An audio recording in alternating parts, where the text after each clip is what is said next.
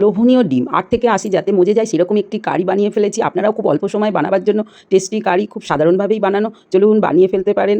তার আগে চ্যানেলটা লাইক, শেয়ার, সাবস্ক্রাইব করে নেওয়ার অনুরোধ রইল বন্ধুরা। চলুন ডিমগুলো প্রথমেই সেদ্ধ করা ছাড়িয়ে নিয়েছি, পেঁয়াজ, টমেটো সমস্ত রেডি করে নিয়েছি। একটু ডিমগুলো ভাগ করে দিচ্ছি ছুরি দিয়ে, এরকম ২টো ৩টেও করতে পারেন।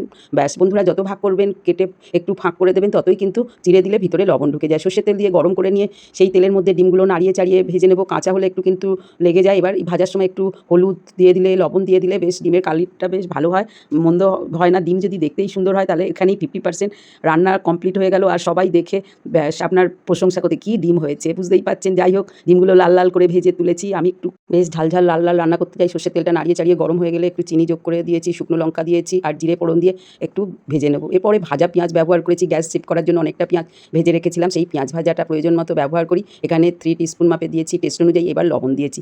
রসুনও আমি কষে রেখেছিলাম, 1 চামচ রসুন দিয়েছি। এটা কিন্তু অনেকটা আদাও একই ফর্মুলায় করে রেখেছি, সব মিক্সিতে বেটে আর গরম করে পেস্ট তৈরি করে রাখি। এবার প্রয়োজন মতো হলুদ, টমেটোও আমি পিউরি করে রেখেছিলাম সেই দিলাম, কাঁচা লঙ্কা আর কাশ্মীরি লঙ্কার গুঁড়ো দেওয়ার পরে একটু নাড়িয়ে চাড়িয়ে ধীরে ধীরে কষাটা করে নেব।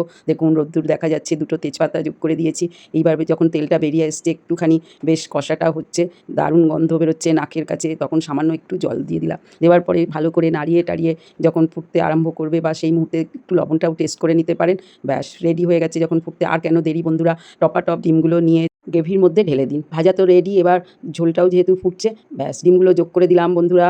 এইবার আস্তে করে নাড়িয়ে চাড়িয়ে ২-৫ মিনিট হলেই কিন্তু আপনার ডিমের কারিটা হয়ে আসছে। তবে নামাবার আগে আরেকটুখানি ধৈর্য ধরে প্রসেসটা করুন, তাহলে কিন্তু সবথেকে সুন্দর হয় আর সহজে ডিমের কারিটা হয়ে যায়। যেহেতু ডিনার, ব্রেকফাস্ট, লাঞ্চ বক্স যাতে খুশি নিয়ে যাওয়া যায়। এই ফাঁকে গরম মশলা আর একটুখানি লঙ্কা বাটা দিয়ে দিয়েছি, এতে কিন্তু স্মেলটা দারুণ হয়। আর মাখা মাখা ডিমের কারি ব্যাস রেডি। ইচ্ছা হলে গ্রেভিটা আর একটু ঠিক করে নিতে পারেন, আমি এইরকমই করেছি।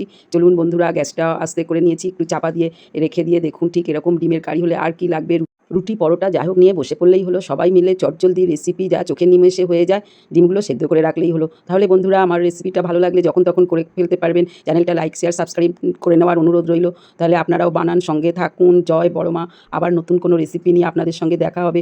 এই গ্যাস সেভিং রেসিপিগুলো কিন্তু মাঝে মাঝেই করে নিলে মন্দ হয় না। আমি যেভাবে দেখুন পরিবেশন করেছি ডিমের কারিটা, চলুন একবার দেখে নেওয়া যাক। থালিটা রেডি আর নরম তুলতুলে। আমি তো পরোটা বানিয়ে ফেলেছি, গরমাগরম পরোটা সার্ভ করে দিচ্ছি।